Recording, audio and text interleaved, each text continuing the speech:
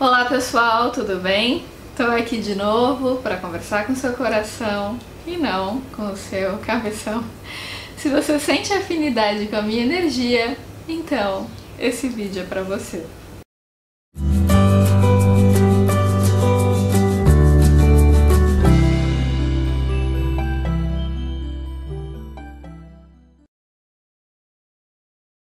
Gente, quero lembrar a todas que no dia 10 de novembro vai ter o Foco no Afeto em Brasília. Se você sentir no seu coração que esse evento é para você, se você quiser participar, você vai ser muito bem-vinda. E eu falo no feminino porque por enquanto o evento é para mulheres. Teremos eventos mistos no futuro, mas esse é para mulheres, tá? Então, se você sentir no seu coração que você deve participar, o grupo tá aqui embaixo, o grupo do Facebook. Caso você não tenha Facebook, não tem problema, é só você enviar um e-mail para mim. Meu e-mail também tá aqui embaixo na descrição do vídeo. Gente, eu tava intuindo hoje o tema que eu deveria falar, e aí me lembrei de uma história muito interessante que eu acho que pode ajudar muitos de vocês, que tem a ver com o narcisismo, né? Se você não sabe o que é isso, eu vou deixar linkado alguns vídeos, principalmente da Tariana, que explica muito bem o que é relação com mães abusivas, vai estar aqui embaixo na descrição do vídeo. Eu vou deixar linkado para vocês entenderem melhor do que se trata. Mas eu me lembro que eu comecei a estudar mais sobre narcisismo ano passado e eu me deparei com o livro da Michelle Engelke, que eu até já indiquei para vocês, que é o Prisioneiras no Espelho, ou Prisioneiras do Espelho. Esse livro, gente, tem um diagnóstico muito claro, muito preciso, muito objetivo, numa linguagem muito simples, muito fácil e gostosa de ler sobre o que é o narcisismo. É gostoso de ler porque a linguagem é simples, mas é um livro que toca muito, que pode mexer muito com as feridas, principalmente de quem é vítima de mães narcisistas. Se você assiste o meu canal e você não tem uma visão materialista da vida, você sabe que não existem vítimas, né? Que tudo o que a gente vive nessa vida são aprendizados necessários para a expansão da nossa consciência. Só que como esse tema de narcisismo não é muito falado na mídia, existe um padrão cultural, principalmente aqui no Brasil, né, gente, de se endeusar as mães como se elas fossem santas e não fossem humanas, não tivessem limitações, né? E como se elas amassem incondicionalmente todos os seus filhos, sem exceção. E o estudo do narcisismo, do transtorno de personalidade narcisista, faz a gente ver que as coisas não são bem assim, que tem pessoas que têm essa doença, esse transtorno de personalidade, que até então, onde se sabe, não tem cura. Como eu acredito em outras vidas, eu acho que sempre tem cura. Se não tiver nessa vida, tem na próxima, né? Mas para quem tem uma visão materialista, esse transtorno não tem cura. Então é importante que você aprenda a lidar com esse tipo de temperamento. E eu me lembro de uma cliente minha que até ficou sabendo que a mãe era narcisista depois de ter lido esse livro, Prisioneiras do Espelho, da Michelle Engelke. E ela começou a manter, então, uma distância saudável em relação à mãe. Quando eu falo distância saudável, que é um termo que eu aprendi com a Ali, não significa que a pessoa vai excluir a outra da vida dela e falar: ai, tchau, não tem a ver com você, suma da minha vida.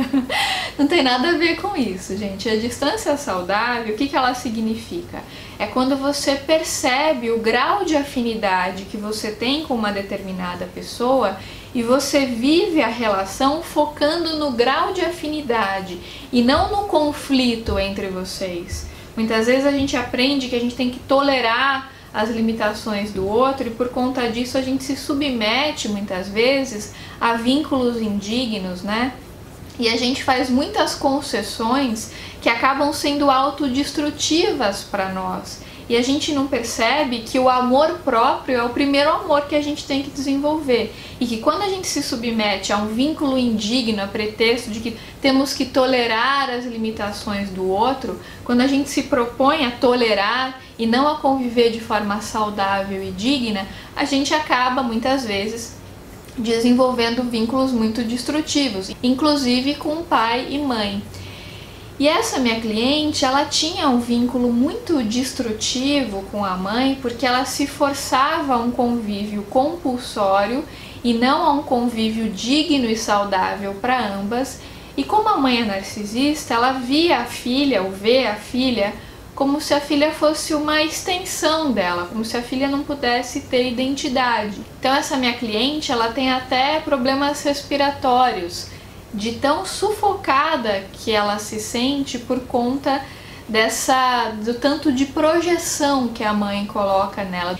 E aí, quando ela começou a exercer a distância saudável, ela sentia muita culpa de fazer isso, porque ela aprendeu que ela tinha que conviver com a mãe de uma forma muito excessiva para demonstrar afeto, mesmo que aquilo fosse extremamente destrutivo para ela.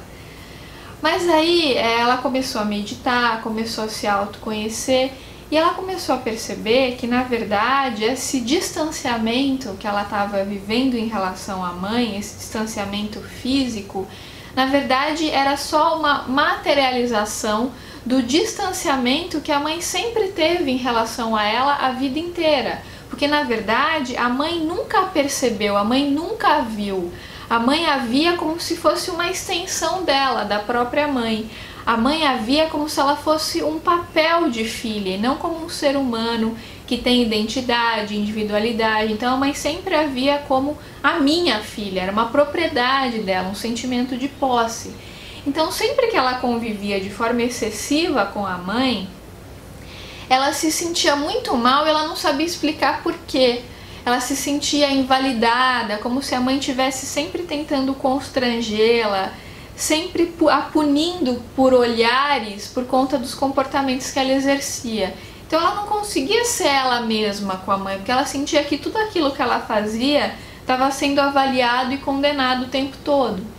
E aí, quando ela começou a exercer a distância saudável, ou seja, a ver a mãe com menos frequência do que ela via, sempre emanando energias positivas, sempre rezando pelo anjo de guarda da mãe, pelo anjo de guarda dela, mas sem se obrigar a um convívio excessivo e autodestrutivo para ela, quando ela começou a delimitar o próprio espaço, né, a perceber melhor quem ela era, ela sentia muita culpa, porque no fundo aquilo era a energia da mãe vibrando em relação a ela, a energia de posse que não a deixava voar, seguir o próprio caminho. Então para ela foi um processo muito difícil ela perceber que ela tinha uma identidade própria, independente da identidade da mãe, que ela tinha autonomia, que ela tinha luz própria, porque a mãe queria que ela fosse sempre uma extensão dela, mãe, né? A menina não podia se desenvolver, não podia crescer, não podia brilhar mais do que a mãe. A mãe queria sempre aquela codependência para ela poder controlar, manipular, ditar regras, justamente porque é uma pessoa doente. Eu não estou falando de uma mãe comum, gente, estou falando de uma mãe narcisista, que tem esse transtorno de personalidade. Né? Quem já conviveu com pessoas narcisistas, não necessariamente com a própria mãe, mas com pessoas que são narcisistas ou que têm traços de personalidade narcisista, sabe muito bem que com essas pessoas você não consegue ser você não consegue existir, porque a pessoa fica sempre competindo com você, tentando cercear a sua liberdade, porque ninguém pode aparecer mais do que ela. Ela tem que sempre ser o centro das atenções. E o que essa menina percebia, nos momentos em que ela estava com a mãe não a via. A mãe via ali o papel social da filha, mas não a pessoa com um nome específico, com uma identidade. Então a mãe não a conhecia. E aí sempre que ela era obrigada a conviver com a mãe por algum motivo, por conta de algum cumprimento de protocolo social, ela se sentia profundamente invalidada e desrespeitada, porque ela era coagida a ter um convívio com uma pessoa que não sabia quem ela era, que só enxergava um papel, mas não via a pessoa, o indivíduo. Então era como se fosse um culto à rejeição, como fala o Arlie. O convívio compulsório com a mãe era um culto à rejeição, mas ao mesmo tempo é como se ela desenvolvesse de uma certa forma uma síndrome de Estocolmo, né? Porque sempre que ela se afastava da mãe, ela sentia aquela culpa absurda de ter se distanciado, Mas é claro, ela não cortava a relação completamente, ela nunca fez isso, ela nunca falou assim, ah, não quero saber de você, mãe, você não me interessa, ela nunca confrontou a mãe. Mas ela começou a estabelecer limites, a falar não. Então, por exemplo, sempre que ela ia viajar para um determinado lugar, ela era obrigada a convidar a mãe. Senão a mãe fazia cara feia, fazia chantagem emocional. Ela não podia fazer nenhuma viagem sozinha ou com amigas que a mãe dava um jeito de fazer ela se sentir culpada. Então ela tinha que programar uma viagem, tinha que incluir a mãe. Né? Muitas vezes ela tinha que fazer almoços na casa dela que ela queria fazer só para as amigas, mas se ela não chamasse a mãe fazia com que ela se sentisse mal, culpada, como se ela fosse um ser inferior, um monstro. Então, por conta dessas chantagens emocionais, ela não conseguia existir, ela não conseguia respirar, ela estava o tempo inteiro movida pela culpa e não pelo amor. E com isso ela não conseguia focar no afeto possível, viável e digno que existia com aquela mãe, não conseguia exercer a própria identidade, a própria individualidade. A vida afetiva dela era travada, a vida sexual era travada, vida financeira era travada, porque ela estava o tempo inteiro à mercê da mãe. Sempre que ela tinha uma possibilidade de ascensão profissional, ela dava um jeito de se auto-boicotar, porque ela não queria brilhar mais do que a mãe, porque ela sabia que se isso acontecesse, ela ia gerar uma inimizade com a mãe. Ela sempre tentava dar um jeito de se diminuir, de se colocar para baixo, justamente para não aparecer muito, para não fazer sucesso, para não ter projeção social, justamente para não concorrer com a mãe. Mas aí com a meditação, eu fiz orientação de vida astrológica para ela fez coaching também, Theta Healing, ela começou a se autoconhecer, começou a perceber a luz que havia nela e começou a estabelecer limites no relacionamento com a mãe de uma forma saudável e digna. É claro que a mãe não gostou, passou a amaldiçoar os terapeutas dela, né? Porque afinal de contas os terapeutas a fizeram perceber a relação indigna que ela vivia, a fizeram perceber o transtorno de personalidade que a mãe tinha. Então ela passou a ficar a mãe ficou muito brava com os terapeutas. A filha tinha momentos de culpa em relação a isso, mas ela aprendeu a não se identificar com a culpa, porque ela percebeu que sempre que ela se sentia culpada, é porque ela estava ouvindo essa voz controladora da mãe, esse superego repressor gigantesco, que não a deixava se expressar. Então o treino dessa minha cliente era sempre um treino de indiferença em relação a essa voz autoritária e controladora da mãe, que não deixava ela ser ela mesma. Então ela ia transar, ela pensava na mãe, ela ia comprar alguma coisa, pensava na mãe. Ia fazer um trabalho, pensava na mãe. Era a mãe o tempo inteiro dominando a cabeça dessa menina. Essa menina não podia respirar, não podia existir, não podia ter identidade, não podia brilhar. Ela tinha que ser sempre um bonequinho para a mãe ficar ali manipulando, né, do jeito que ela queria. Ela tinha que ser sempre alguém que desse orgulho para a mãe do jeito que a mãe idealizava, um papel social de filha e não um ser humano com individualidade. E aquilo a sufocava profundamente. E é claro que quando ela começou a conquistar o próprio espaço, a própria individualidade, a culpa vinha com tudo. Mas aí o treino dela, que os terapeutas davam para ela, era justamente treinar a indiferença em relação a essa voz, que era extremamente destrutiva e repressora. Por isso a meditação foi muito necessária para ela treinar essa não identificação. E aí quando ela começava a fazer alguma coisa e se sentia incompetente, se sentia com medo, o treino dela era ir com medo mesmo, ir fazer, dar a cara a tapa. E de tanto fazer, de tanto ter esse empenho consciente para se projetar na vida, independente dessa voz interna da mãe, de tanto treinar, ela foi adquirindo convicção. O feedback dado pelas pessoas para ela era cada vez melhor. Então isso foi fazendo ela se sentir autoconfiante para ela perceber a luz que ela tinha, porque ela não conseguia enxergar a própria luz. Ela achava que a mãe só tinha luz, que a mãe era a dona do saber, e que ela era um nada, que ela era um lixo, que ela era uma pessoa totalmente indigna de ser feliz, de ter prosperidade. Ela não conseguia ver a própria luz. Mas aí de tanto ela treinar a indiferença em relação a essa voz, meditar, ela fez Theta Healing, fez constelação familiar, ela conseguiu ressignificar essa relação. Então hoje essa minha cliente ela consegue ver que a mãe, na verdade, foi uma grande mestra para ela, porque foi graças ao narcisismo da mãe que ela buscou a própria luz, que ela desenvolveu a própria identidade, que ela expandiu a consciência. Porque ela poderia ter ficado ali numa postura de vítima, culpabilizando a mãe eternamente e não ter saído daquela situação. Mas pelo contrário, ela foi buscar o autoconhecimento, ela foi buscar a terapia, ela foi buscar formas de expansão da consciência para não se identificar com aquilo. Isso ajudou muito no desenvolvimento da consciência dela e na convicção em relação à própria identidade, à própria autonomia.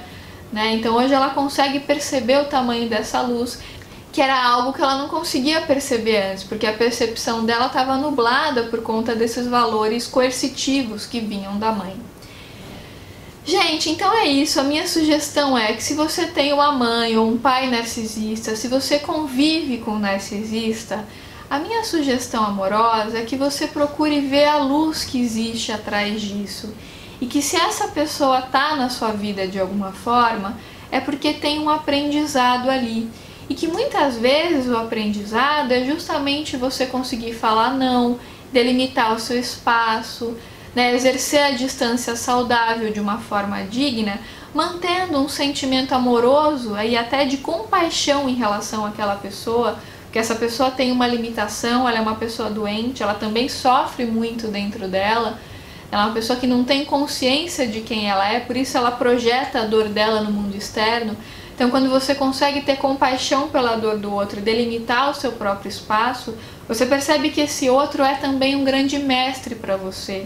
E que é muitas vezes por conta de um relacionamento com o narcisista que você reconhece a luz que você tem justamente por conta desse contraste no convívio, dessa dualidade. Isso te estimula a expandir a sua consciência e se auto-perceber de uma forma muito mais clara e com muito mais convicção. Gente, então é isso. Se você gostou desse vídeo, deixa seu like aqui pra mim, compartilha com seus amigos e se inscreve no canal se ainda não tiver se inscrito. Um grande beijo e até os próximos vídeos.